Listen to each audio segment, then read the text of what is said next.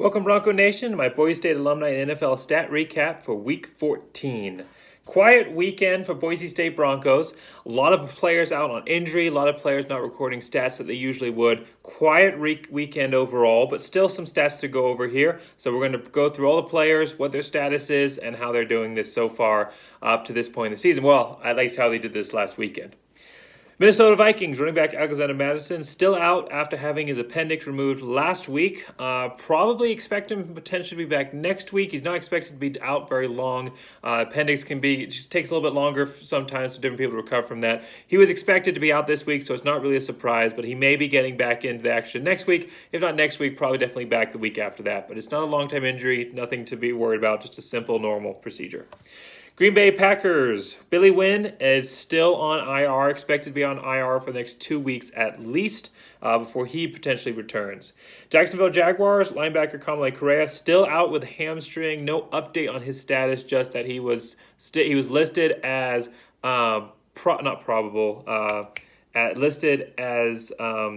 I'm having a brain blank here, but unlikely this weekend. He was listed as unlikely, and then he didn't end up playing, which means that he might be trending back towards getting back on the field soon, but he was not this week.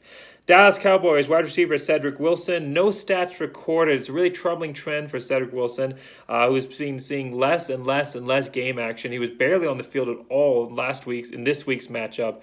It'd be great to see him get back out there. I think he's definitely earned a position on the roster for sure, and I think he's earned, based on the performance we've seen in the past so far this season, especially before the injury, of course, to Dallas's primary quarterback. I think that he was really earning some time on that roster. I think that we're going to see that going forward next season. But right now, with Andy Dalton out there throwing the ball around, he's looking for his known receivers and not really looking to spread the ball around between anybody new right now. So I think that's just kind of what's going on right now. Of course, I don't know the coach's mind. I don't know the behind the scenes there. But it's not injury related, so it's just a very deep and talented wide receiver roster for Dallas. Hard to compete on that, but I think he definitely has the ability, the talent. The Dallas has been raving about him. Dallas newspapers have been talking about him, a couple of them raving about him. They really like his size and athleticism, so I think we'll definitely see him in the future, if not right now in the season.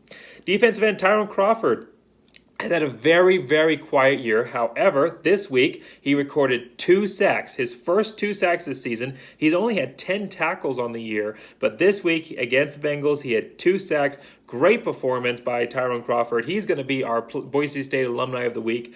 2 sacks for Tyrone Crawford. Outstanding job for him. DeMarcus Lawrence, 2 tackles, so quiet weekend for him.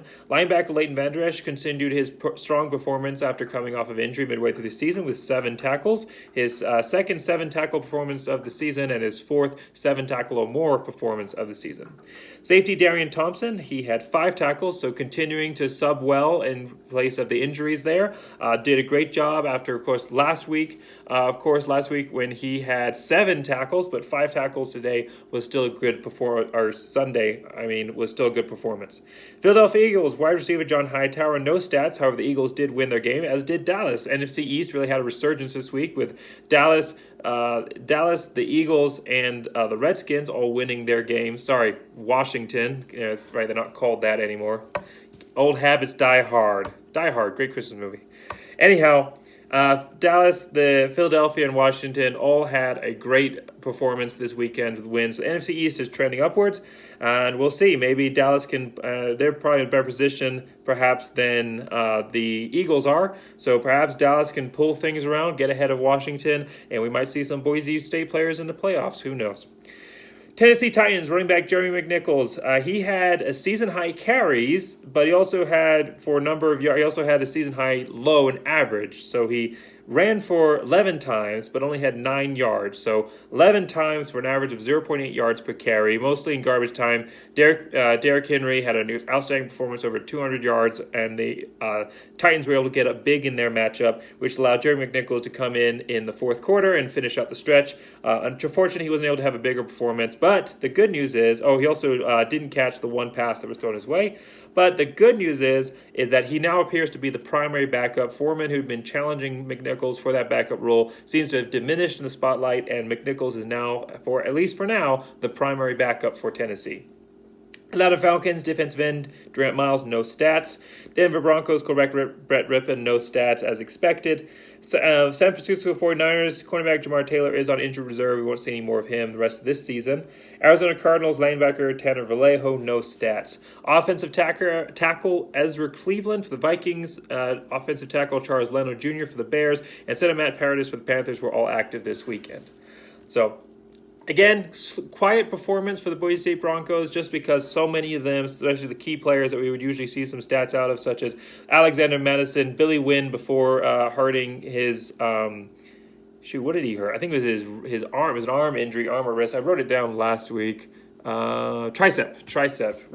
After injuring his tricep, so he was just coming on. Of course, Jamar Taylor with that unfortunate ACL tear after he was really starting to put on a strong performance. So coming down the end of the stretch here, a lot of Broncos kind of going out of action, but we might be getting some back soon, especially Alexander Madison and Billy Wynn potentially next week. And hopefully Cedric Wilson can get more involved in the game going down the stretch here. John Hightower looks like he's probably out of the mix for this season. They really tested him early in the season.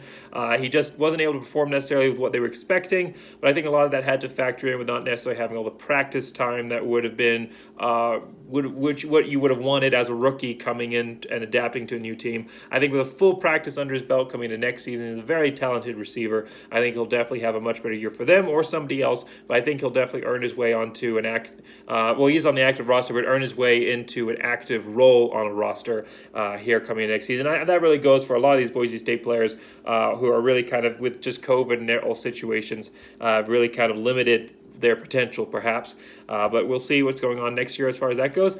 However, we still got a couple more weeks here, or 3 more weeks of regular season for the NFL, so hopefully Boise State players can get back into action here, and the ones that are continuing to put up stats each week. Hopefully they can continue to maintain and improve. So again, Tyrone Crawford is our Boise State Alumni of the Week, and 2 sacks, great performance for him. Good to see him back into the game as far as being he's always been on the field there. He's been having a good year. He's only dealt with injuries, minor part there midway through the season. Nothing that's sidelined him for long. It's just that center of the line there, those defensive tackles coming up the middle don't tend to get a lot of pressure, a lot of tackles, especially the way that Dallas runs their offense with allowing people to get passes off so quickly. However, great performance for him this week. It was really great to see that. All right, thank you so much for watching this video. As always, make sure you join Bronco Nation Updates page. We have over 8,000 members. Great place to root on your Boise State Broncos, both currently playing in college and the Boise State Broncos past and future. Past and future. There we go. Christmas reference. All of our great alumni playing in all of our great sports. Make sure you join Bronco Nation Updates page. You can root them on all together. And as always, make sure you like and subscribe if you love these videos. All right. Thanks so much. I'm kind of fumbling here down the stretch, but that's it. Good night, and I'll talk to you guys more next week. Of course, later on this week, we'll have my 3 keys to the game and also the top 25 rooting guide for Boise State fans. So keep an eye out for that. As always, thank you. Go Big Blue.